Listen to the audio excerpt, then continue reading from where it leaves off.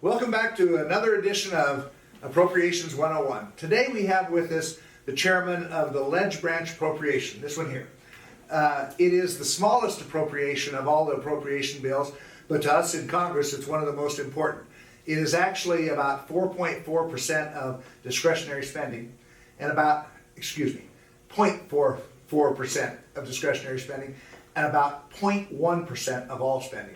So people that think we spend a lot of money on ourselves here in Congress, very, very little, but it's a very important bill.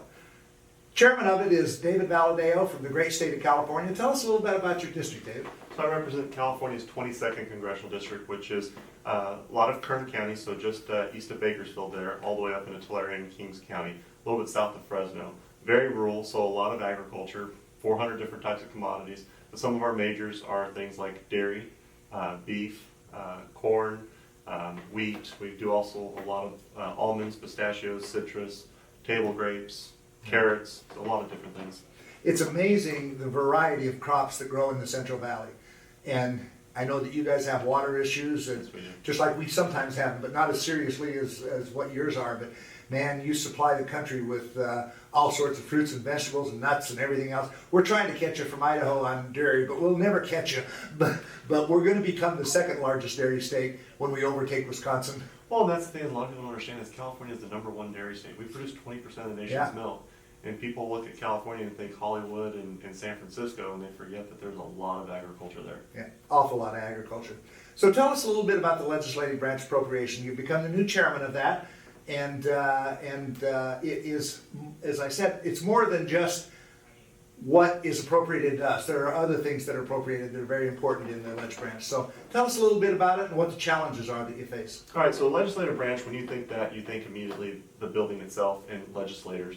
But I think people forget how much of a role the funding in that bill helps us as members of Congress communicate and educate ourselves and prepare ourselves for when we legislate.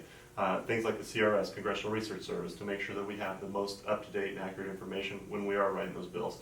And then when we vote, what maintains the voting systems, the networks that people at home can watch what we're doing, so it keeps that open and transparent government.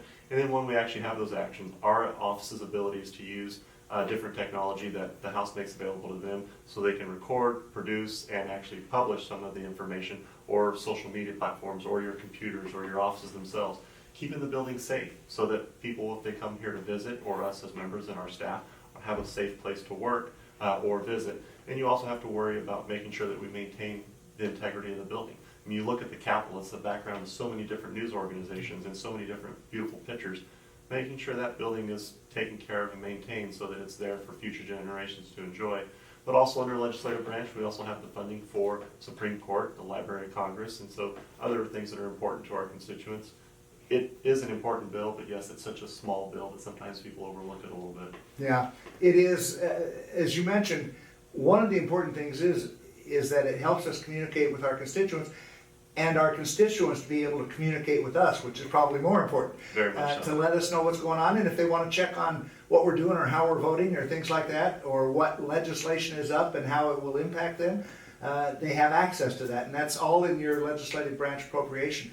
The other thing that you mentioned that I think is very important, and maybe has become more important, it seems like, in the last few years, is protecting not just the people, not just us, and the people that work here. And I understand there's about 10,000 people that work on Capitol Hill between the House and the Senate and the Capitol. But it's protecting the millions of people that visit Washington, D.C. and the Capitol every single year.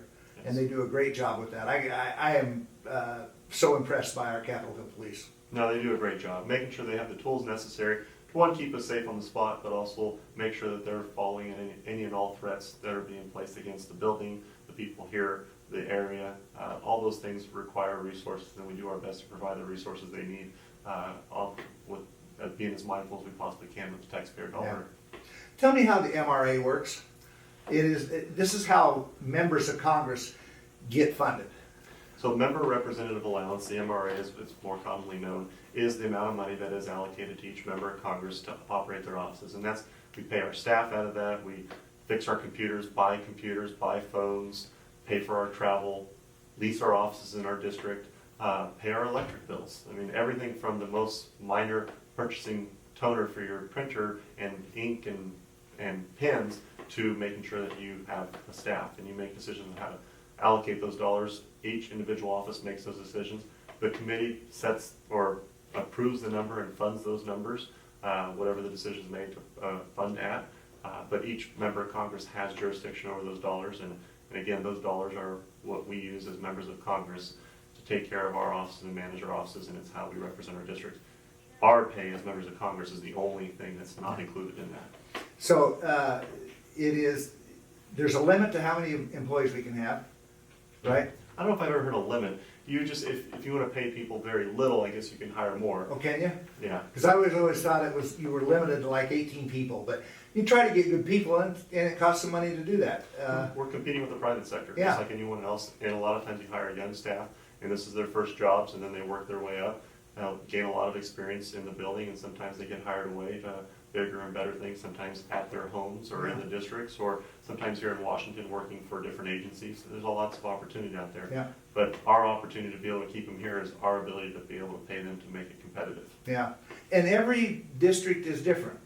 Some people have more people that, I always say this, live up than live out. My district's very rural, as your district is too. I have 3 district offices, one in Boise and Twin Falls and in Idaho Falls. Some people can walk around their district, so they don't need that many offices and stuff. So every member has to decide how they're gonna split that money up, how many people they're gonna have in the district versus how many people here and stuff. But those are decisions that each member has to make. What happens if I overspend my budget? You pay personally.